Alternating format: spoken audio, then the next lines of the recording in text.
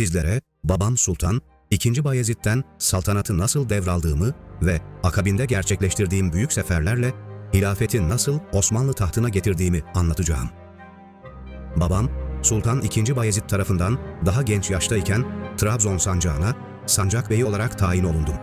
Bu vazifeyle devlet işlerinin içine erken yaşta daldım.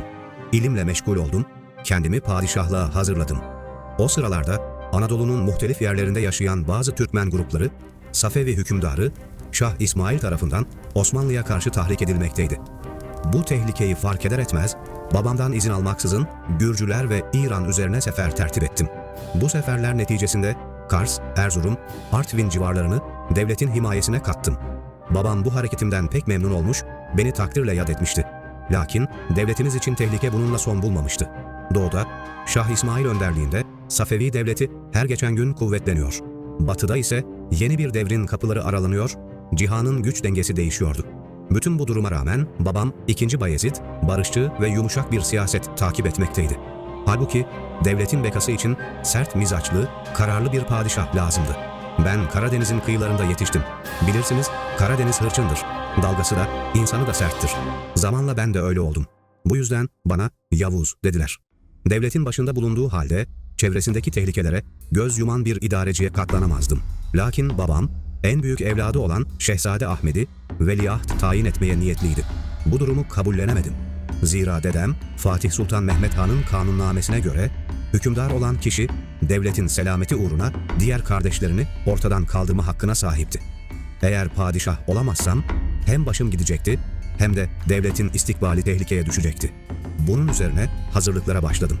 Kendi askerlerime Kırım Hanlığı'ndan destek temin ettim ve Rumeli'ye geçtim. Kazandığım zaferleri duyan Yeniçeriler de bana teveccüh gösterip desteklerini bildirdiler. İstanbul'da Rumeli'ye geçtiğim işitilince üzerime asker sevk olunacağına dair rivayetler dolaşmaya başladı.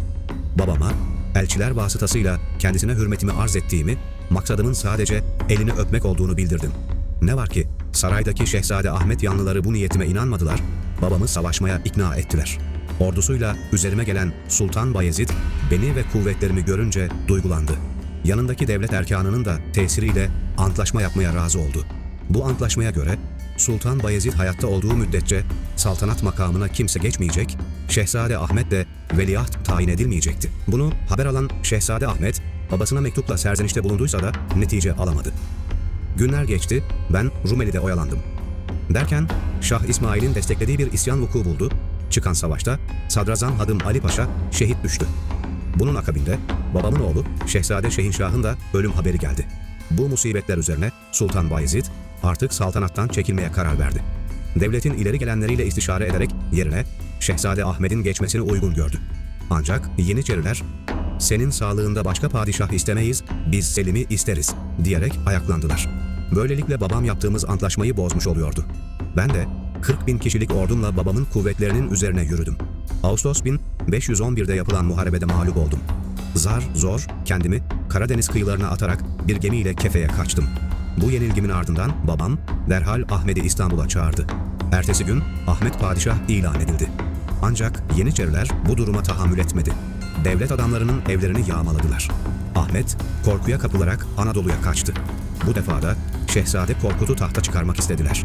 Lakin Yeniçeriler onun da padişahlığını tanımayarak "Selim'den başkasını istemeyiz" dediler. Bunun üzerine babam beni çağırttı. Süratle İstanbul'a geldim. İlk başta gönülsüz olsa da sonunda tahtı bana teslim etti. Böylece Osmanlı'nın 9. hükümdarı olarak tahta çıktım. Babam vedalaşırken "Kılıcın keskin, ömrün kısa olsun" demişti. Ne gariptir ki istirahate çekildiği yolda ansızın fenalaşarak vefat etti. Kimi ecel geldi dedi, kimi zehirlendi dedi. Doğrusunu ancak Allah bilir. Tahta çıktığımda ilk işim kardeşlerimle olan meseleyi halletmek oldu. Saltanatın mutlak hakimi bendim artık. Sonrasında gözümü doğuya çevirdim. Safevi devleti Şah İsmail idaresinde her geçen gün kuvvetlenmekteydi. Ordularımla Çaldıran Ovası'nda karşılaştık. Tarihe geçen bu muharebede Safevi ordusunu ağır bir mağlubiyete uğrattım. Doğu Anadolu artık tamamen Osmanlı hakimiyetine girmişti. Artık sıra Büyük Mısır seferine gelmişti. Hazırlıklar tamamlandı, ordularımla yola koyuldum. Kudüs, Gazze gibi mübarek şehirleri aldıktan sonra Sina çölünü 5 günde aştım. Bu beklenmedik manevra sayesinde Ridaniye zaferini kazandım. Kahire'ye girerek Memlük Devleti'ne ve Abbasi halifeliğine son verdim. Böylece hilafet makamı Osmanlı'ya intikal etti. Bütün bu icraatleri yalnızca 8 yıl gibi kısa bir müddet içinde gerçekleştirdim. Babamdan devraldığım devletin topraklarını %70 oranında genişlettim. Hazinemiz doldu, adımız cihana yayıldı. Lakin babamın duası mıydı, bedduası mı bilinmez, ömrüm uzun sürmedi. Mısır seferinden sonra batıya yeni bir sefer hazırlığındayken, sırtımda çıkan bir çıban beni yatağa düşürdü. 22 Eylül 1520 tarihinde ruhumu Rahman'a teslim ettim. Şükürler olsun ki arkamda bıraktığım Osmanlı, evladım Süleyman'a devletin altın çağlarını yaşatacaktır.